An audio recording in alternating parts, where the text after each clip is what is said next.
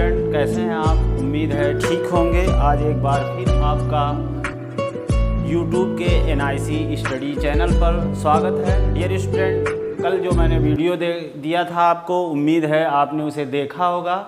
और कल मैंने उस वीडियो में आपको भूगोल प्रयोगात्मक के अंतर्गत समांतर माध्य कैसे निकाला जाता है उसकी एक शॉर्ट मेथड या लघु विधि को मैंने बताया था।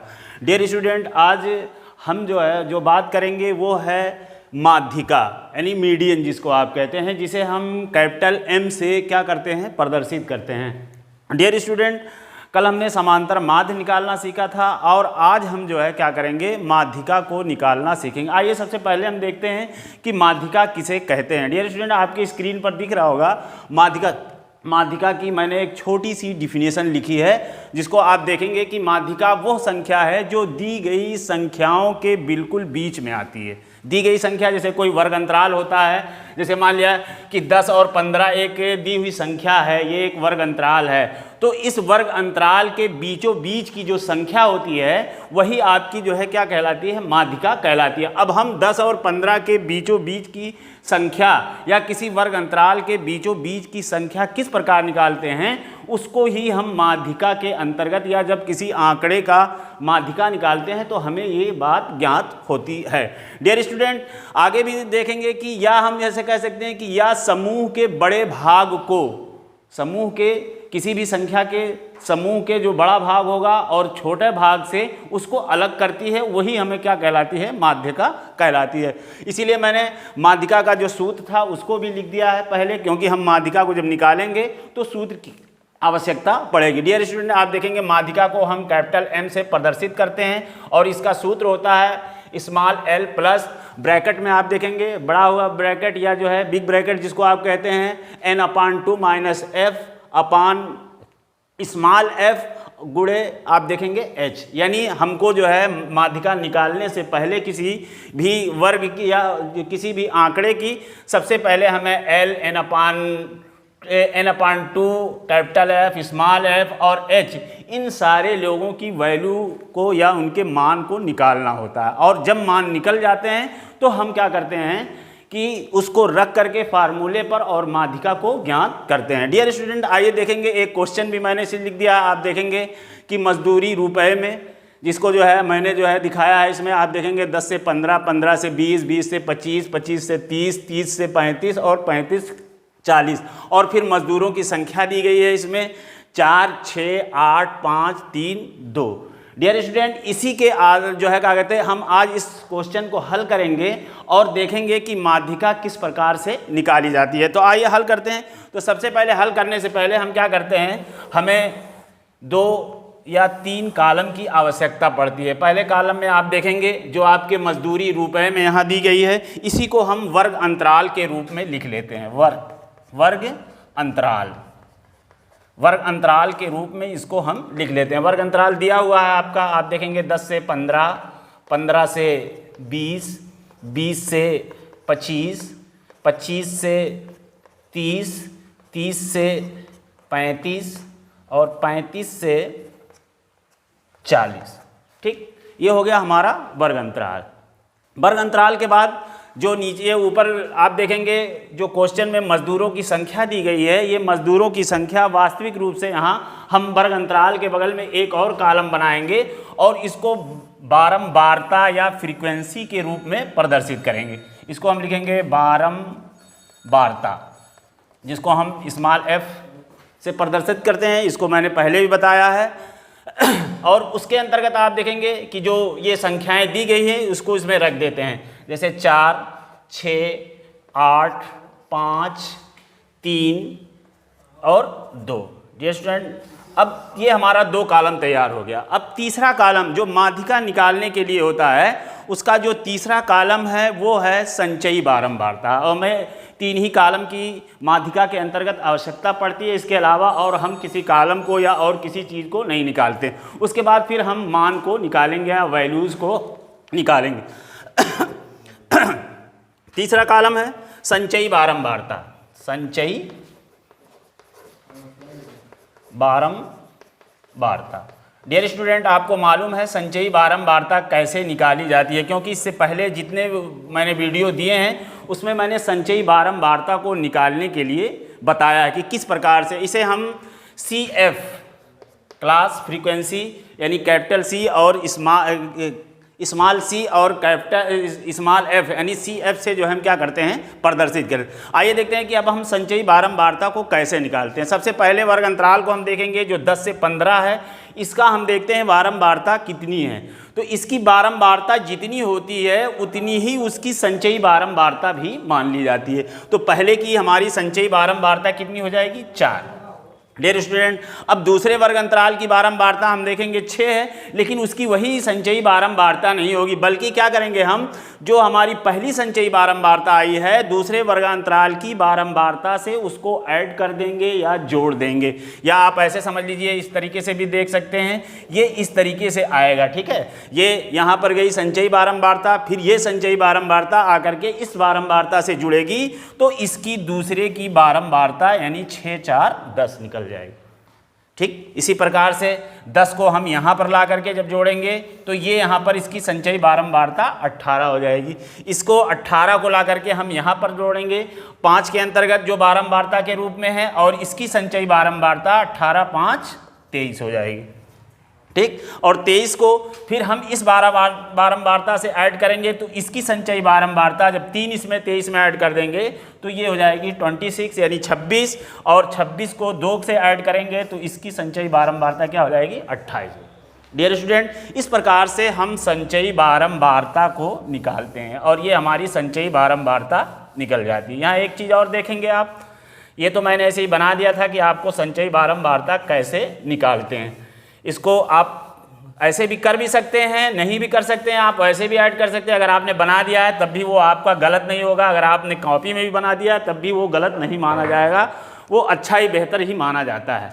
डियर स्टूडेंट, इसके बाद जो है हम क्या करते हैं कि हमारी जो लास्ट संचयी बारंबारता आती है वो हमारे बारंबारता का कुल योग होती है। अगर हम इस बारंबारता के पूरे योग को जोड़ते हैं, अगर इसकी जो है क्या कहते हैं संचयी योग 28 आता है जो हमारी लास्ट संचयी बारंबारता से मिलती है, तो ये समझ लीजिए कि हमने जो संचयी बारंबारता निकाला है वो क्या है आपकी ठीक है। इसलिए n बराबर हमारा क्या हो जाता है यहाँ पर 28 हो जाता है। n बराबर क्या हो जाता है हमारा 28 होता है, यानी एक वैल्यू हमारी निकल गई। इस फार्मूले में आपने देखा कि हमारी एक वैल्यू n है, तो n बराबर निकल गया। अब हमको n/2 को भी जो है निकाल लेते हैं। तो जब हमको n प्राप्त हो जाता है तो हम यानी एक वैल्यू हमने यहाँ पर निकाल ली, n बराबर कितना हो गया 28।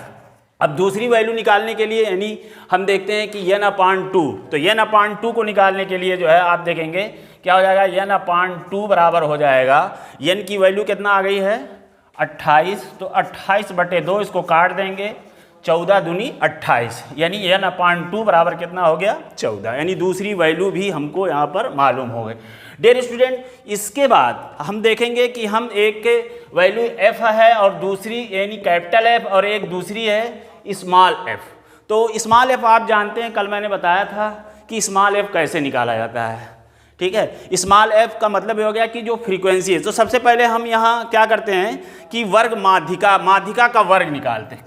माध्यिका का वर्ग, सबसे पहले हम माध्यिका का वर्ग, ये दोनों वैल्यू के बाद माध्यिका का वर्ग निकाल। अब माध्यिका का वर्ग हम कैसे निकालेंगे, या हम देखेंगे कि वो वर्ग अंतराल कौन सा होगा वर्ग जो इसके अंतर्गत माध्यिका का वर्ग जो है बन सकता है। जो हमने यहाँ पर 14 निकाला है, इस चीज़ को हम देखेंगे कि यह 14 किस संचयी बारंबारता के वर्ग अंतराल के अंतर्गत आता है, कि वो 14 से बहुत ज़्यादा ना हो और वो 14 से बहुत कम भी ना हो। तो आप देखेंगे कि ये जो 14 है, आप देखेंगे ये 18 के अंतर्गत जो है क्या होता है आता। अगर 23 के अंतर्गत लेते हैं तो बहुत ज़्यादा हो जाता है, और ऊपर वाली संख्या उससे बहुत जो है भी दोनों ज़्यादा। लेकिन यहाँ जब 18 को आप लेते हैं तो क्या होता है कि वो 14 जो है क्या कहते हैं 10 से कम भी है, 10 से ज़्यादा है, और 18 से क्या है कम है। तो इसलिए हम क्या करते हैं, इसको यहाँ पर जो है क्या कहते हैं, इसको मान लेते हैं कि ये आपका माध्यिका वर्ग जो है क्या होगा मान, इसलिए माध्यिका वर्ग इसकी आप देखेंगे 18 कितना है 20 से 25, इसको आप यहाँ पर लिख लेंगे 20 से 25, ये हमारा माध्यिका का वर्ग हो जाएगा। ठीक है डियर स्टूडेंट, जब माध्यिका का वर्ग निकल जाए तो उसके बाद हम जो है एल को निकालते हैं। स्मॉल एल कि हमारा स्मॉल एल क्या होगा। ठीक है डियर स्टूडेंट, स्मॉल एल निकालने के लिए हम इस माध्यिका वर्ग का जो वर्ग अंतराल आया है, इस वर्ग अंतराल में जो सबसे निम्न संख्या होती है, जो सबसे छोटी होती है, जैसे यहाँ 20 और 25 है, तो इस 20 और 25 वर्ग अंतराल में जो सबसे छोटी संख्या है वो 20 है। तो इसी 20 को हम क्या करते हैं, इसको स्मॉल एल मान लेते हैं। ये हमारा स्मॉल एल, तो हमको एक वैल्यू और मिल जाती है कि स्मॉल एल बराबर कितना हो गया, 20 हो गया। ठीक, अब उसके बाद हम देखते हैं कि स्मॉल कैपिटल एफ क्या होगा। कैपिटल एफ को जो है हम क्या करते हैं, जो हमारा वर्ग अंतराल है जिस माध्यिका का, उस माध्यिका की जो संचयी बारंबारता 18 है, जस्ट उससे ऊपर की एक संख्या जो है उसको हम कैपिटल एफ, यानी इसके ऊपर आप देखेंगे 18 के ऊपर 10 है संचयी बारंबारता के अंतर्गत, तो हम इसे कैपिटल एफ के रूप में लिख लेते हैं। तो एफ बराबर क्या हो जाएगा आपके 10। एक वैल्यू हमको और मालूम हो गई। अब है स्मॉल एफ। स्मॉल एफ आप जानते हैं कि स्मॉल एफ फ्रीक्वेंसी यानी बारंबारता होती है।